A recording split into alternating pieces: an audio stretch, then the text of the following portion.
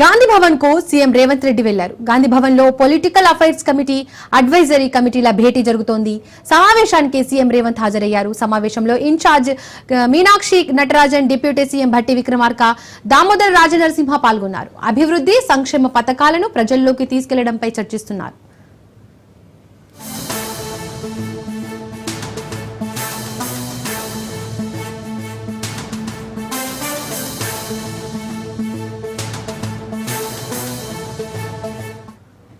Right, Gandhi Bhavan కు CM Revanth Reddy వెళ్లారు. గాంధీ భవన్ లో పొలిటికల్ అఫైర్స్ కమిటీ, అడ్వైజరీ కమిటీల భేటీ జరుగుతోంది. సమావేశానికి సీఎం రేవంత్ హాజరయ్యారు. సమావేశంలో in charge Meenakshi Natarajan, deputy CM Bhatti Vikramarka, Damodar Rajanarasimha పాల్గొన్నారు. అభివృద్ధి, సంక్షేమ పథకాలను ప్రజల్లోకి తీసుకెళ్లడంపై చర్చిస్తున్నారు.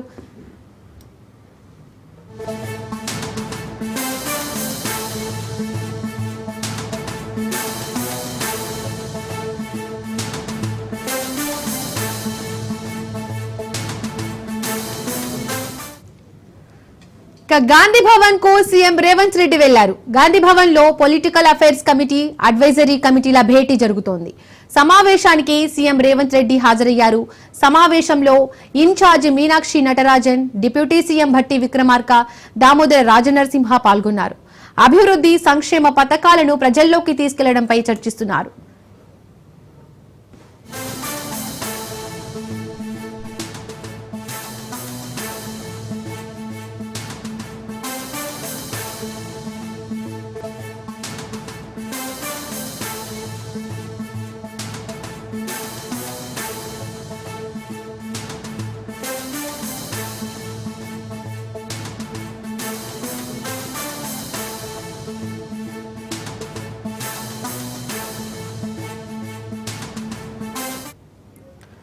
ఇక ఈ సమావేశానికి సంబంధించి మరిన్ని అప్డేట్స్ మా ప్రతినిధి రాజు లైవ్ ద్వారా అందిస్తారు. రాజు,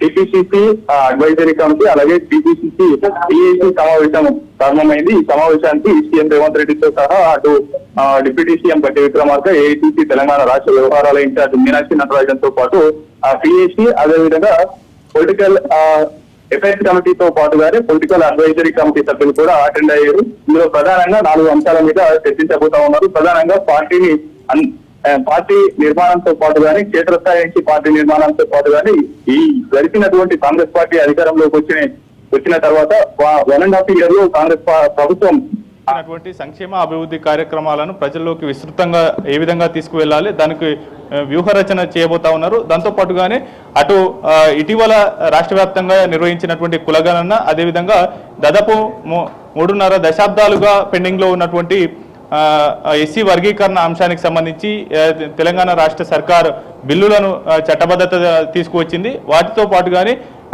ఇప్పుడు కీలకమైనటువంటి స్థానిక సంస్థల ఎన్నికల మీద కూడా ఏ విధంగా ముందుకు వెళ్ళాలి, క్షేత్రస్థాయిలో కాంగ్రెస్ పార్టీ బలాబలాలు ఏ విధంగా ఉన్నాయి అనేటటువంటి అంశానికి సంబంధించి, క్షేత్రస్థాయిలో ప్రజానాడి ఏ విధంగా ఉంది, ఏ విధంగా ముందుకు వెళ్తే స్థానిక సంస్థల ఎన్నికల్లో విజయం సాధించవచ్చు కాంగ్రెస్ పార్టీ అనేటటువంటి అంశానికి సంబంధించి ఈ 4 అంశాలపైన పొలిటికల్ అఫైర్స్ కమిటీతో పాటు పొలిటికల్ అడ్వైజరీ కమిటీని సభ్యులు కూడా ఈ యొక్క సమావేశంలో అటెండ్ అయ్యారు. ప్రధానంగా ఈ సమావేశానికి టీపీసీసీ చీఫ్ మహేష్ కుమార్ గౌడ్ అధ్యక్షత వహిస్తూ ఉన్నారు. సీఎం రేవంత్ రెడ్డితో సహా deputy CM Bhatti Vikramarka, cabinet మంత్రులతో పాటు సీనియర్ నేతలు, అటు పొలిటికల్ అడ్వైజరీ కమిటీలో ఉన్నటువంటి వి హనుమంతరావు, కె కేశవరావు, జానారెడ్డి, వీరితో పాటుగానే పలువురు సీనియర్ నేతలు కూడా ఈ యొక్క సమావేశానికి హాజరయ్యారు. అదేవిధంగా Congress party frontal organisation chairman సైతం ఈ యొక్క సమావేశానికి హాజరయ్యారు. ఈ సమావేశం గాంధీ భవన్లో దాదాపు కొనసాగుతూ ఉంది. మరో గంట నుంచి గంటన్నర పాటు కొనసాగేటటువంటి అవకాశం ఉంది. ఈ సమావేశం అనంతరం గాంధీ భవన్ వేదికగా నూతనంగా కార్యవర్గంలో చోటు దక్కించుకున్నటువంటి నేతలు, టీపీసీసీ జనరల్ సెక్రటరీ పదవులు దక్కినటువంటి నేతలు కావచ్చు, వారితో పాటుగానే టీపీసీసీ ఉపాధ్యక్షులు 27 మందికి కూడా నియామక పత్రాలను అందజేయబోతా ఉన్నారు. ఈ యొక్క కార్యక్రమంలో టీపీసీసీ చీఫ్ మహేష్ కుమార్ గౌడ్తో పాటు ఏఐసీసీ వ్యవహారాల ఇన్ఛార్జ్ మీనాక్షి నటరాజన్ కూడా పార్టిసిపేట్ చేయబోతా ఉన్నారు. Deepika. Right Raju, thank you.